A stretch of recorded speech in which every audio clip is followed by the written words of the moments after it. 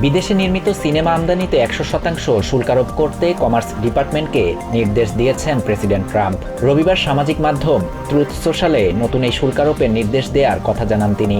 Trump বলেন, দেশের cinema নির্মাতা ও স্টুডিওগুলো বিদেশে সিনেমা নির্মাণের প্রবণতায় হলিউড ধ্বংস হয়ে যাচ্ছে।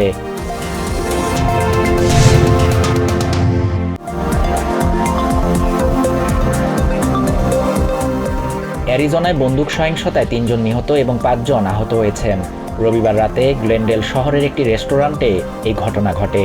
পুলিশ জানায় একাধিক ব্যক্তি এই বন্দুক সহিংসতার সাথে জড়িত। জিজ্ঞাসাবাদের জন্য বেশ কয়েকজনকে পুলিশি হেফাজতে নেওয়া হয়েছে।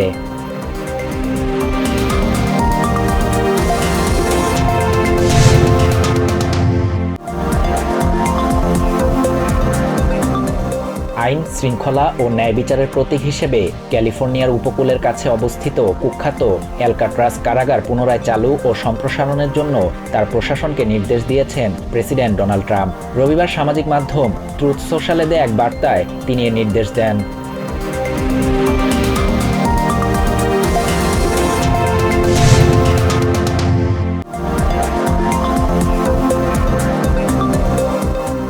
বিশ্বের বিভিন্ন দেশের নির্বাচনে ট্রাম্প প্রশাসনের কর্মকাণ্ড বড় ধরনের প্রভাব ফেলছে বলে মনে করেন রাজনীতি বিশ্লেষকরা। অস্ট্রেলিয়ান ন্যাশনাল ইউনিভার্সিটির অধ্যাপক জন ওয়ারহাস্ট বলেন, আগামী কয়েক বছরে বিভিন্ন দেশের নির্বাচনেও এর প্রভাব পড়বে।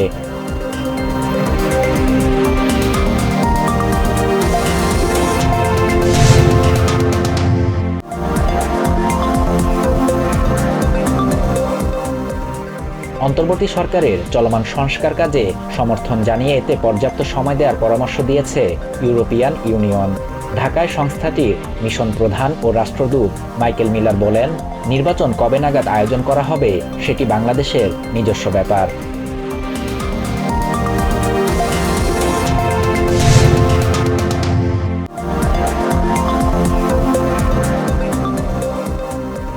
আগামী জাতীয় সংসদ নির্বাচনে দিনের ভোট রাতে হওয়ার সুযোগ নেই বলে জানিয়েছেন প্রধান নির্বাচন কমিশনার এএমএম নাসির উদ্দিন। সোমবার ময়মনসিংহে এক মতবিনিময় সভায় অংশ নিয়ে তিনি বলেন, কোনো প্রভাব বা চাপের কাছে নির্বাচন কমিশন নতি স্বীকার করবে না।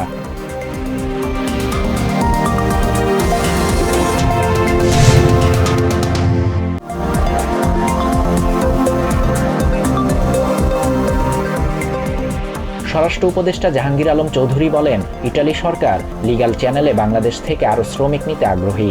সোমবার সচিবালয়ে স্বরাষ্ট্র মন্ত্রণালয়ের সভাকক্ষে উপদেষ্টার সঙ্গে ইটালির স্বরাষ্ট্রমন্ত্রী মাতিও পিয়ান্তিদোসির সাক্ষাৎ শেষে এ কথা বলেন তিনি।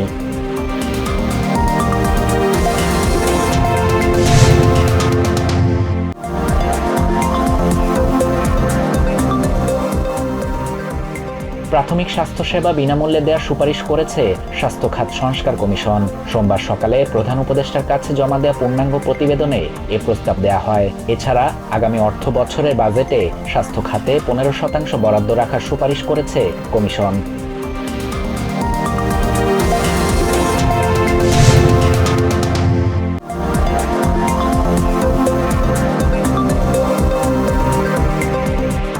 হামাসের বিরুদ্ধে গাজায় সামরিক অভিযান সম্প্রসারণের পরিকল্পনা অনুমোদন করেছে ইসরায়েলের সিকিউরিটি ক্যাবিনেট।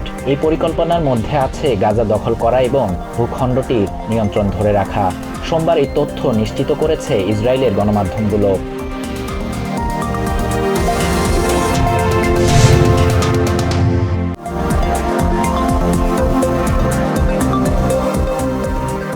তিন ম্যাচের ওয়ানডে সিরিজের প্রথমটিতে নিউজিল্যান্ড এ দলকে 7 উইকেটে হারিয়েছে বাংলাদেশ এ দল। রবিবার সিলেট আন্তর্জাতিক স্টেডিয়ামে টসে জিতে আগে ব্যাট করতে নেমে 147 রানে গুটিয়ে যায় নিউজিল্যান্ড। জবাবে 7 উইকেট হাতে রেখে জয়ের বন্দরে পৌঁছে যায় টাইগাররা।